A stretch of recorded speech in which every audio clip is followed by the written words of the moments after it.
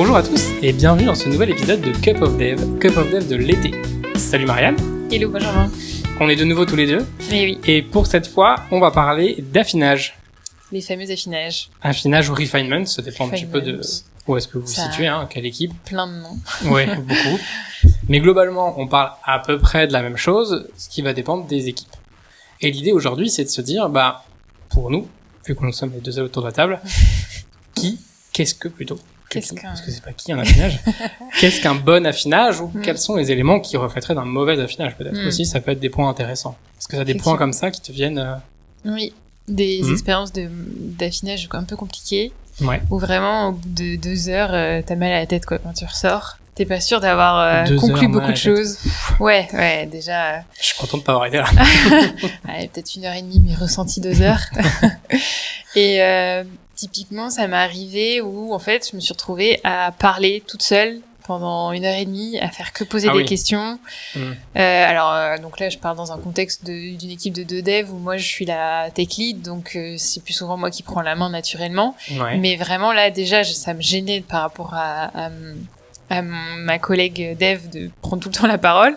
Mais vraiment, je comprenais tellement pas le contexte du ticket qu'on était en train de lire et tout ça qu'en fait, je passais mon temps à poser des questions.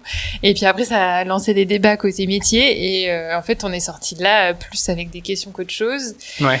Et un petit peu le sentiment d'avoir perdu du temps et moi, ça m'a même fait plus, ça m'a inquiété quoi de sortir de là et de me dire waouh, en fait ils savent pas ce qu'ils veulent, qu'est-ce que je vais bien pouvoir faire si même eux ils savent pas ce qu'ils veulent.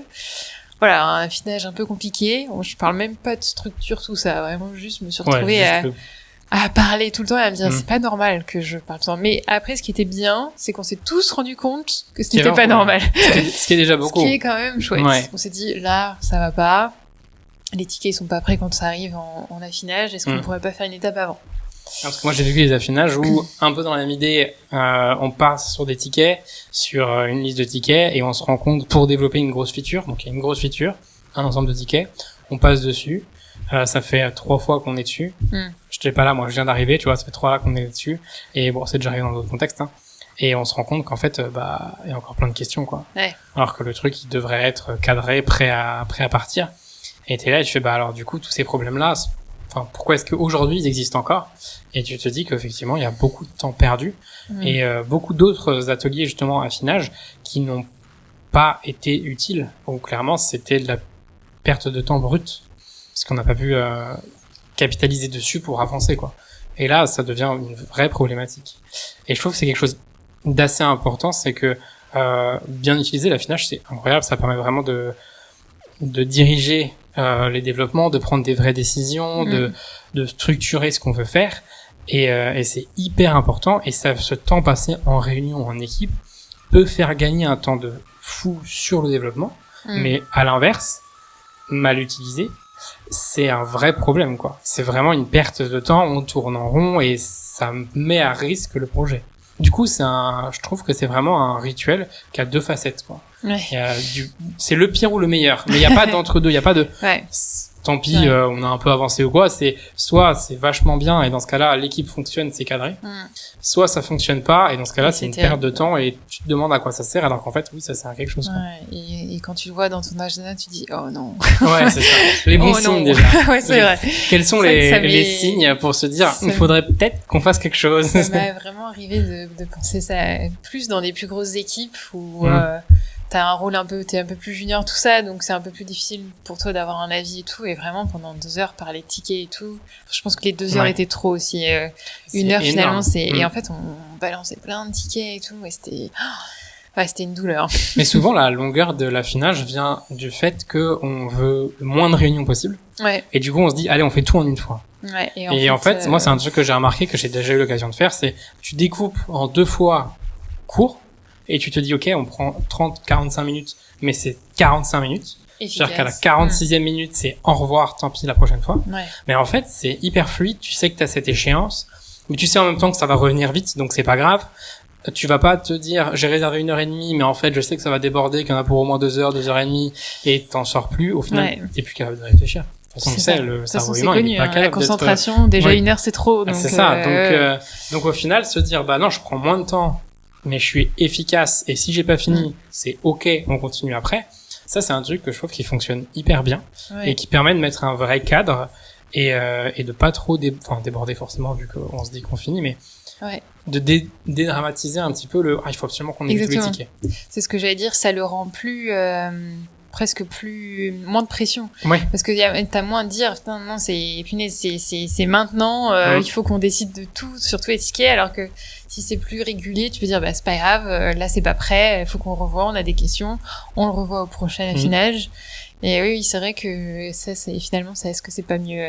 Parce que bon, après, moi, j'avais des collègues qui se plaignaient beaucoup d'en avoir trop de réunions, tout ça, et du coup, on se retrouvait réduit à faire une grosse réu par sprint. Mais finalement... Alors qu'une demi-heure, 2 fois par semaine, au final, c'est quand même plus digeste. On est beaucoup plus efficace, on en ressort beaucoup plus de choses, quoi. C'est quand même plus agréable. Puis il y a un autre point, c'est à quel point c'est beau, ça parle en français. Jusqu'où on va dans le détail de l'US ou de la TS, enfin de l'US plutôt. Même si on peut débattre des TS, c'est pas la question, mais là du coup, c'est justement le sens de ma question était on parle du fonctionnel, on parle du technique, jusqu'où on va. Et est-ce que c'est l'endroit de parler de tout ça? C'est une bonne question, ça. Très bonne question. Je me dis, bon, si c'est pas l'endroit, quand est-ce qu'on le fait quand même, hein? Parce que c'est important. C'est quand même là où on réunit, en général, l'équipe technique et l'équipe métier. Je pense que c'est un bon moment pour qu'on s'aligne tous, même si c'est pas l'unique moment. C'est un bon moment quand même pour s'aligner sur des choses plus précises. On n'est pas sur une roadmap, on n'est pas sur ok, c'est ça les prochains enjeux. Là, on parle vraiment d'un ticket. Ok, est-ce qu'on est aligné sur on veut tel comportement, on veut tel parcours, c'est ok pour vous? Est-ce que vous remettez en question des choses? Est-ce qu'il y a des choses pas claires? Pour moi, c'est ce moment-là et voilà, pardon. L'affinage est prévu pour ça.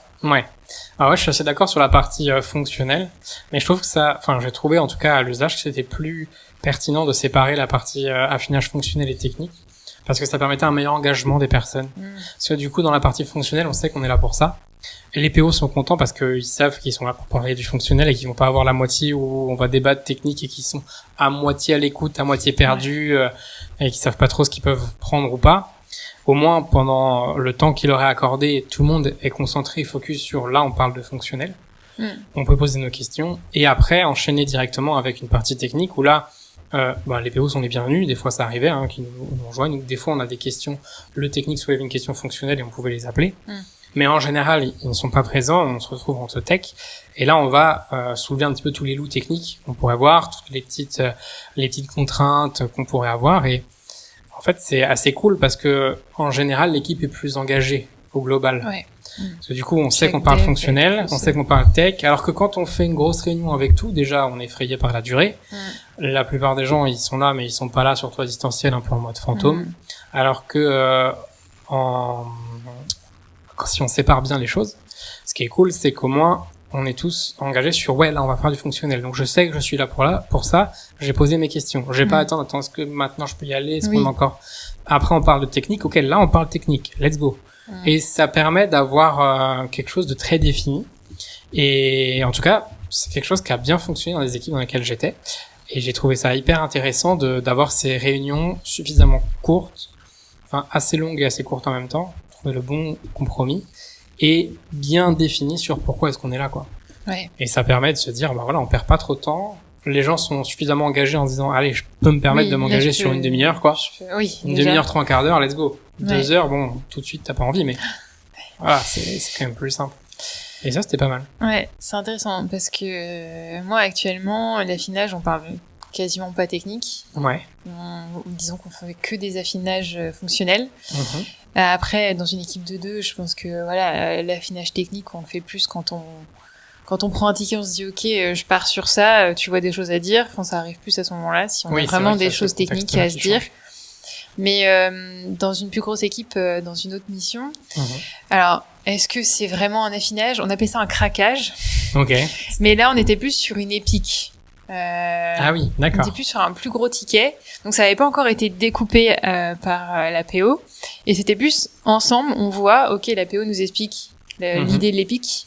On imagine un petit peu, peut-être ce qui peut être fait plus j'imagine en Tres Amigos ou des choses comme ça, plus en amont. Mais là, Je sais qu'il y avait des points déjà avant PO technique, mais il y avait quand même ce moment de craquage, donc c'était pas tout le temps, parce que c'était vraiment quand c'était des grosses épiques. Et en fait, on revoyait ensemble, ok, bah pour réaliser ça, moi je pense, en plus on faisait ça sur un tableau blanc et chacun mettait ses post-it de un peu ce qu'il voyait comme étape tech. Et là, on parlait beaucoup plus technique. Et de là, en résultait un découpage pour l'épique. Et du coup, on avait nos tickets. Et c'était avec la PO qu'on voyait, bah, ok, ça peut être fait en parallèle, ça peut être intéressant de le faire en deux tickets. Okay. Enfin, mais là, du coup, c'était beaucoup plus exigeant. Là, ça pouvait passer en une demi-heure. Pour le coup, c'est un affinage un peu plus haut niveau. Voilà, c'est ça. C'était quand même plus haut niveau que juste, les tickets sont là, ils ont été vus soit en Tressango, soit finalement, il y avait pas de nécessité, et du coup, on en parle juste au moment de l'affinage. Mais voilà, du coup, je sais pas trop où le mettre. Et du coup, après ça, vous aviez un affinage sur ces mêmes tickets? Non, du coup, non. Ok. Ah oui, du coup, ça faisait un peu vraiment les deux, découpé, en fait. Ouais, ça faisait un peu les deux. Du coup, c'était un mix entre le Tres Amigos et l'affinage qui était fait en une seule... C'est ça, ouais. Ok, intéressant. Il n'y avait pas tant d'affinage finalement. Vraiment, le ticket déjà écrit. C'était plus. Après, les tickets étaient super bien écrits, très bien structurés. Donc, quand même, ça marchait quand même bien pour ça. Mais je me souviens que ça arrivait juste, des fois, c'était pas clair. Et en fait, au moment du délivre, on en reparlait avec la PO. Et ça arrivait de repasser un peu dessus et de dire, ah, ok, je vois ce que tu veux dire.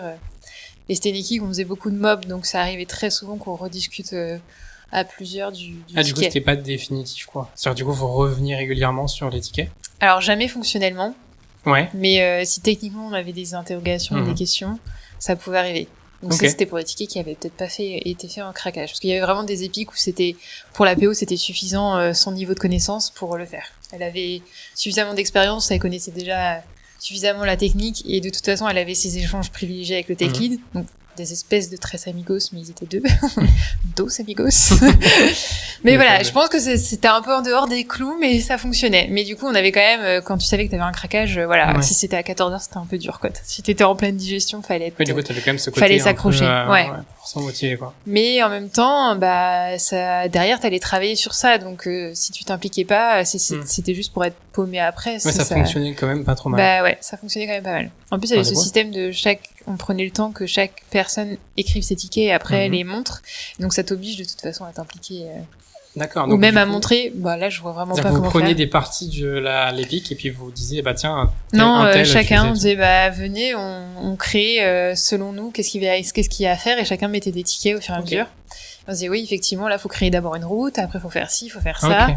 Bon, ça peut être un ticket, je pense. Oui, effectivement, ça peut se faire en parallèle, en plus, machin. Qu'est-ce qui est mandatory? Ah ok, mais ce ticket, il faut absolument qu'il soit fait avant. Voilà, tous ces débats-là, on les avait à ce moment-là. Ok. Ouais, donc je m'écarte peut-être un peu de l'affinage. Ouais, mais du coup, j'ai eu beaucoup cette expérience. Où est-ce qu'on dresse la limite? C'est vrai que moi, dans mes expériences, j'avais plutôt l'habitude d'avoir, le cadrage en amont où vraiment, là, il faut préparer la feature, voir un petit peu la débroussailler fonctionnellement, techniquement, préparer les gros problèmes, est-ce qu'il y aura des interactions avec des microservices, des bases de données ou des trucs externes. Donc là, il y avait la grosse partie cadrage, où là, vraiment, on était sur du débroussaillage à très haut niveau. Ensuite, on avait le Tres Amigos, où là, l'idée, c'était de pouvoir, une fois qu'on avait l'idée assez précise de la feature qu'on voulait, comment est-ce que on l'a... des idées en gros de comment est-ce qu'on voulait la découper, comment est-ce qu'on voulait l'amener, est-ce qu'il y avait d'autres blocages qu'on n'aurait pas vu entre temps pour en discuter, et aussi préparer toute la partie QA, donc jeux de données, etc. qui peuvent être nécessaires. Et une fois qu'on avait fait ça, on avait les affinages. Et du coup, pendant ces affinages, on représentait la feature un peu avec la même entrée qu'en Tres Amigos, c'est-à-dire qu'on avait un prédécoupage qu'on avait estimé, mais qu'on présentait de manière très neutre, c'est-à-dire très... les tickets n'étaient pas dans le détail à l'équipe de dev, et du coup ça permettait de donner une liberté à l'équipe de dev de penser. On donnait un prédécoupage, et du coup on offrait à l'équipe de dev cette liberté de se dire oui, nous on a fait notre truc, mais faites comme si ça n'existait pas. Et du coup on avait quand même quelques gros tickets qui étaient là pour donner quand même l'idée d'un découpage, et ça permettait quand même que tout le monde puisse s'impliquer un petit peu, proposer. Donc c'est un peu un mi-chemin avec ce que tu proposais, ce que dont tu parlais, et mais du coup en affinage ça permettait de préparer, ça c'est pour les grosses features quand les tickets étaient pas prêts, et ça marchait assez bien aussi. Et du coup, en général, soit quand j'étais tech lead à ce moment-là, soit ça se rapprochait globalement de ce que j'avais déjà proposé. Bah, nickel, on est bon. Soit ça s'écartait et du coup, je proposais, on discutait, on voyait les différences.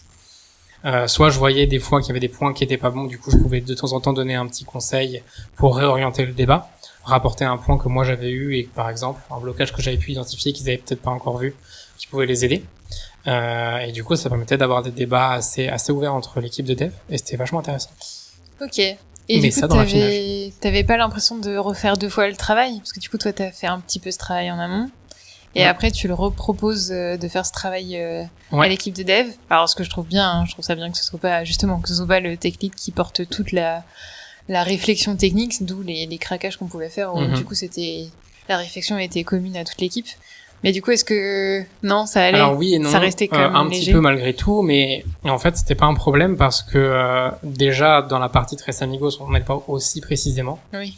Ensuite, du coup, on partait de plus haut et on n'allait pas aussi loin, alors que dans la partie affinage on partait de moins haut et on allait plus loin.